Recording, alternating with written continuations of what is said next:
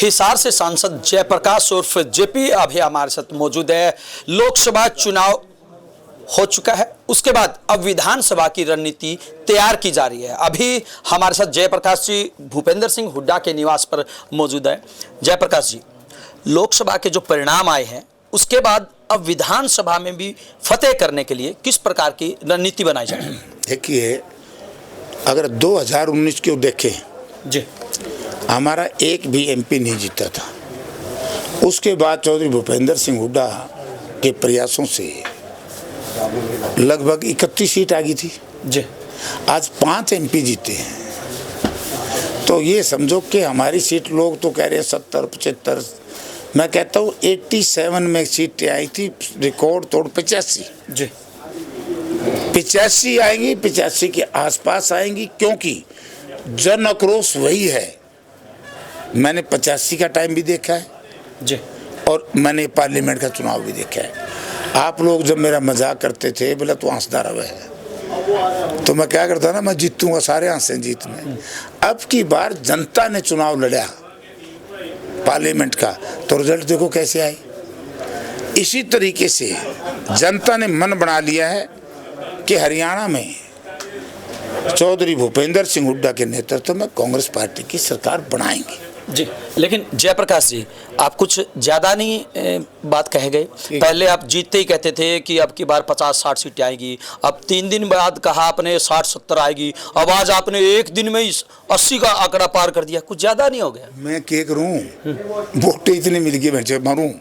अब रिजल्ट जो आ रहे हैं, देखिए, हम सबसे सेंसिटिव सीट जो मानते थे बीजेपी के पक्ष की, वो थी आपकी गुड़गांव जी, जहाँ 7-7 लाख से जो व्यक्ति जीतता था उसको झाड़ियों में बैठ दिया वोट मांगने के लिए।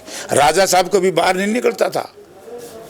राजा साहब का पूरा परिवार झुग्गी और झोपड़ी में गया वोट मांगने। इसी तरीके से भिवानी महेंद्रगढ़ में हम बिल्कुल जीत पे थे और बड़े अच्छे प्रयास थे। जो बातें हुई हैं जनता को पता है। इसी तरीके से हमारा ये क्या है, कुरुक्षेत्र। कुरुक्षेत्र का रिजल्ट आप देखो, कुरुक्षेत्र हम केवल 28,000 वोट से आ रहे हैं। और 2 सीट जो हमारी हारी हैं, क्या ये करनाल और फरीदाबाद, वहाँ के रिजल्ट भी हमारे बहुत अच्छे हैं। अब करनाल के बारे में मैं कहना चाहूँ, जैसे हमारी असंध है, असंध में से बीजेपी जीत गई, लेकिन असंध कांग्रेस पार्टी के पक्ष में आएगी। तो इसलिए रोज लोग बदलना है, लोगों ने मन बना लिया। ये बीजेपी वाला का तो न्यू बेरा सुन ले।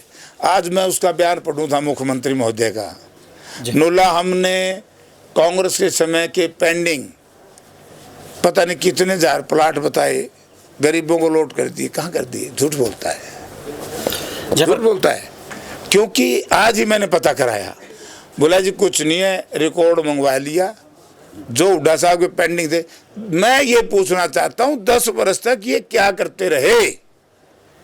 इसका मतलब जो चौधरी भूपेंद्र सिंह हुड्डा या डॉक्टर मनमोहन सिंह कहिए, राहुल जी कहिए, यूपीए के जो पेंडिंग काम थे, जो जिनको इन्होंने स्वीकारा नहीं, रिजेक्ट करने का प्रयास किया, आज उन्हीं के नाम से वोट मांगने शुरू कर दिए। तो फिर मोदी जी का तो डमडमा फेल हो गया।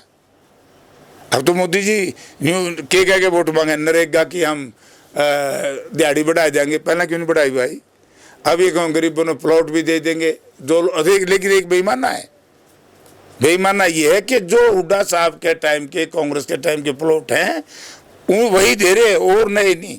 हम कह रहे हैं, हुड्डा साहब कह रहे हैं, हमारे पार्टी प्रेसिडेंट उदयभान जी कह रहे हैं कि जैसे ही सरकार बनेगी 100-100 गज के प्लॉट में 3-3 कमरे का मकान देंगे। तो कितनी मौज होगी गरीबों की? बीजेपी ने मौज करी है साहूकारों की, और कांग्रेस मौज करेगी किसान की, मजदूर की, व्यापारी की, कर्मचारी की।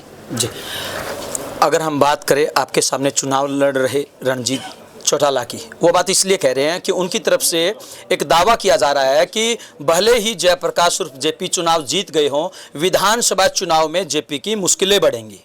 मैं लड़ते को मेरी क्यों बढ़ेंगी? वो इसलिए बढ़ेंगी, उनकी तरफ से ये कहा गया है कि उन्होंने प्रत्येक विधानसभा क्षेत्र के अंदर 10-10 युवा बच्चों को टिकटार्थी तैयार कर दिया है, तो अब टिकट किसी एक को मिलेगी, तो ऐसे में उन तमाम युवाओं के साथ खिलवाड़ होगा।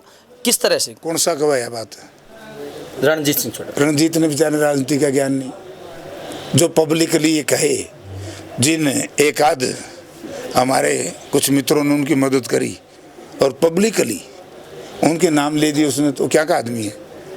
चलो कौन को डूब भी जाएगा रहे हैं वो काउंटिंग में सबके नाम। रणजीत के बेरा किस किस ने वो कह कर रहे एक लिबड़ी हुई मैं ऐसे लिबड़ी हो गए ना पड़े 11 में लिबड़ी जान जोड़ में वह सारा लाइन में खराब कर दिया।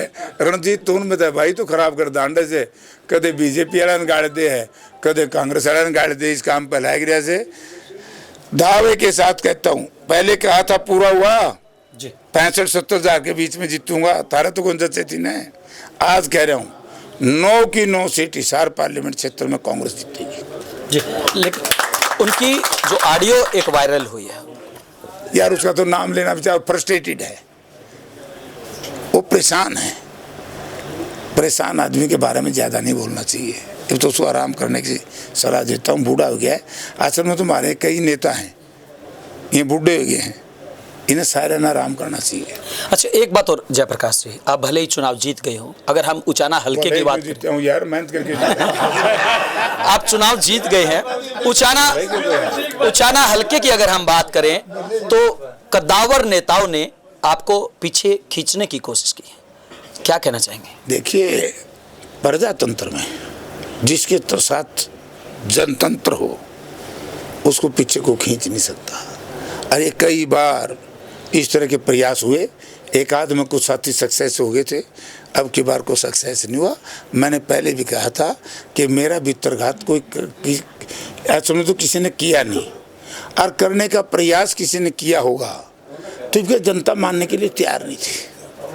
तो ऐसे बयान आ रहे हैं कांग्रेस के नेताओं से जो हार गए हैं, चाहे वो रावदान सिंह की बात हो या अन्य की बात हो, कि उनके साथ भीतरघात हुआ है, अब की बार वो आने वाले विधानसभा चुनाव में उनकी भी रड़क निकाल देंगे। मन नहीं मेरा तो भाई, तो मैं लड़ाई क्यों कराओ तुम खाऊंगा वो तो उन तो पूछ मन मेरा, मैं तो मेरे लाइन बताई थी मारा। पहली बात तो कि भीतरघात मारा तो या नहीं।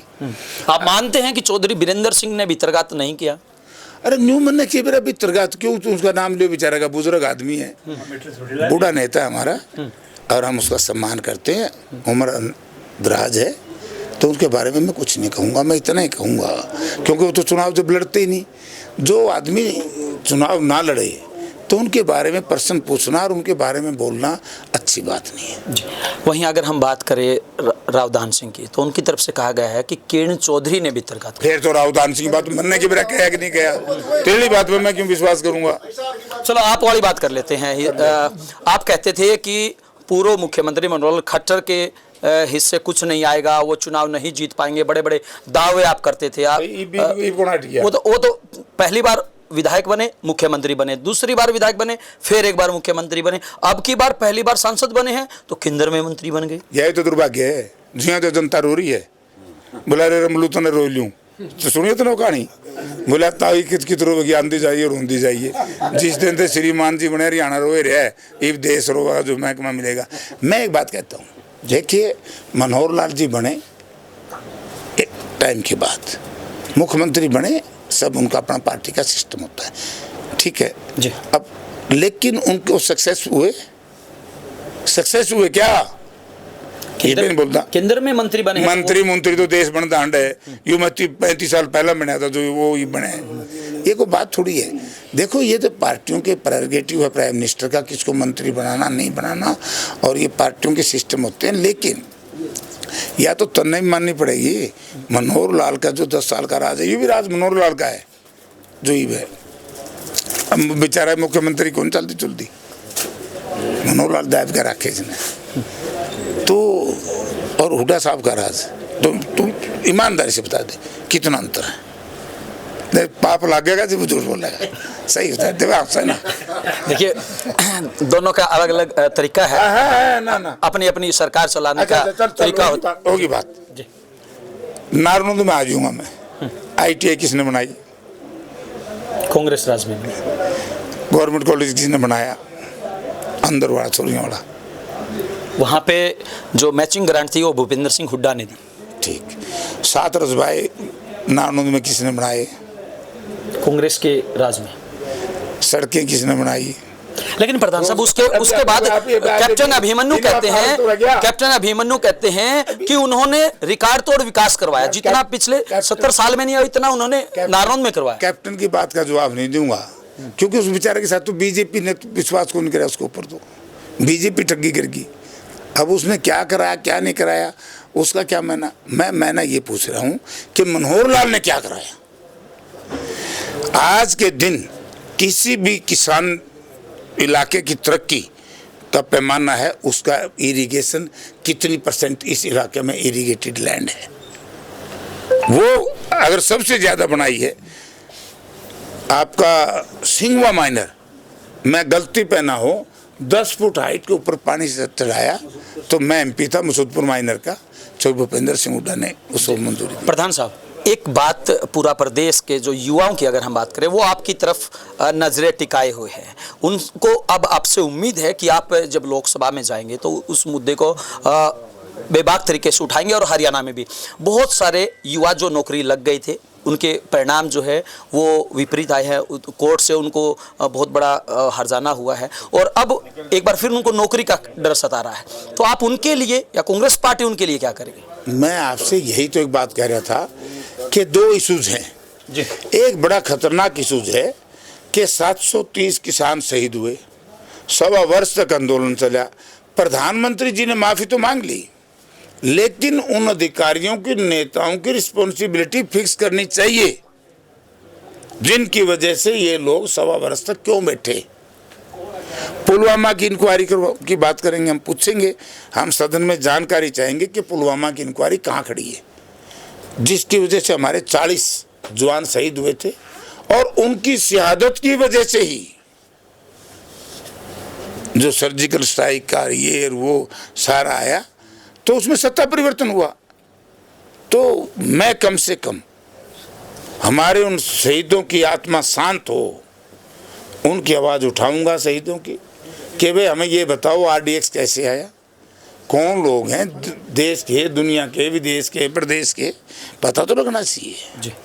नंबर 3 क्या होती है, CSC के एग्जाम 6 महीने होते थे, CT के ना सेंट्रल सिलेक्शन कमीशन के, जिसके इनकम टैक्स इंस्पेक्टर, GST के, SSC के, तो वो दोबारा से चालू करने चाहिए। अब करें भी कि मेरे ख्याल में इनको पता लग गया कि युवाओं से टकराना मोदी जी के बस के बुत्ते की बात नहीं, अगली बार फिर जमा रगड़ देंगे, अग्निवीर योजना बंद करवाएंगे, ठीक है। और जो ये पेपर लीक हो रहे हैं, सबसे ज़्यादा पेपर लीक बीजेपी के राज में हुए हैं और ये कहते हैं खर्ची पर्ची। मैं कहता हूँ सबसे महंगी नौकरी हरियाणा में मिली तो बीजेपी के राज में मिली, और मुझे कहने की जरूरत नहीं, एक दिन तो 3 करोड़ रुपये पाए तनख्वाह है एक जॉइंट सेक्रेटरी के। लेकिन भाई जिसकी उतर की लोही किए करेगा कोई, इज्जत तो है नहीं, बेशर्मा का टोल कट्टा हो रहा है। ये बिना खर्ची बिना पर्चे रे भले आदमी हो, रोज तारे वर्करां का पर्चे दर्ज होने लग रहे, पीछे खा गया है। भूपेंद्र सिंह हुड्डा के 10 साल के राज में आज 10 साल से हुड्डा राज से बाहर है, को ये बताओ उसके किसी कार्यकर्ता ने 5 पैसे किसी से लेकर पैसे लेकर नौकरी लगाई। और आज इनके राज में हजारों लोग हैं और फिर भी तो बेशर्म में मेरे खर्ची करती पर्ची। मैं कह दूँ इन्हें भाई तुम इतनी झूठ ना बोले करो। देख मनोहर लाल के 70 के 40 पाए, मोदी जी के 400 पार के क्या पाए, 235 40 ईब के न्यूज समझ लिया। हरियाणा में मैं जो कहूँ पारो पार पाओगी बात, लोगों ने मन बना लिया। जयप्रकाश जी, अंतिम प्रश्न, काफ़ी सारे जो आपकी पार्टी के जो समर्थक है या कार्यकर्ता है या जो उभरते नेता है वो एक बात को लेकर चिंतित है कि आने वाले समय में उनका कहना है कि सरकार निश्चित रूप से, जैसा कि आपने भी कहा कि कांग्रेस की बनेगी, तो कहीं ऐसा तो नहीं कि मुख्यमंत्री का चेहरा बदल दिया जाए? ये तरह बहम हो रहेगी। हम 10 बार समझा लिए था, कांग्रेस पार्टी ने अब की बार टिकटों का बंटवारा किया। जो चौधरी भूपेंद्र सिंह हुड्डा की चाहत थी, उदय भान जी की चाहत थी, दीपेंद्र सिंह की चाहत थी कि भाई सर्वे करा के टिकटें दो, पार्टी ने उन्हीं को मानना है ना जी। कांग्रेस पार्टी का एक सिस्टम है, वो भां करने का कोई फायदा नहीं। कांग्रेस पार्टी जो उनका विधायक दल चुन करके आएगा उसकी अनुशंसा के ऊपर ही कांग्रेस हाईकमान काम करेगी, ठीक है नहीं जी। और वो किसकी अनुशंसा करेंगे? अभी चुनाव में तो ना मेरा देखा नहीं, जब मैं भूपेंद्र सिंह हुड्डा के खिलाफ बोल जंदा नहीं, मेरा काम डूब जंदा नहीं, तो बता ईमानदारी से बिल्कुल डूब जंदा नहीं। बिल्कुल। फिर बता चुनाव तो ना जीतने दोगे हुड्डा के नाम पे, तो फिर और क्या कहेंगे? फिर क्या होगा? तम जो मैं नहीं बोल देता, हम भी तो कह दे करो काका भाई, जो जिसके नाम से वोट मिलते हैं पार्टी उस नेता की अनदेखी कभी करती नहीं। करनी भी नहीं चाहिए। पार्टी बड़े नेता बनाती है, पार्टी से ही नेता बनते हैं, और पार्टी अपने जो स्टाल वर्ड होते हैं उनको कभी खोती नहीं। जी। ये थे हिसार से सांसद और दबंग कांग्रेस नेता, जिनका साफ तौर से कहना है कि आने वाले विधानसभा चुनाव की लगभग रणनीति बन चुकी है और हर हाल में बहुत ज़्यादा विधायकों के साथ एक बार फिर कांग्रेस की सरकार बनने जा रही है। इससे भी एक कदम आगे आज पहली बार ऐसा देखने को मिला है कि जयप्रकाश चुनाव जीतने के बावजूद भी किसी भी नेता के अपनी ही पार्टी के खिलाफ नहीं बोले हैं। सभी का इन्होंने धन्यवाद किया है। वीडियो जर्नलिस्ट अमित के साथ अजय लोहान, बिंदास रहना।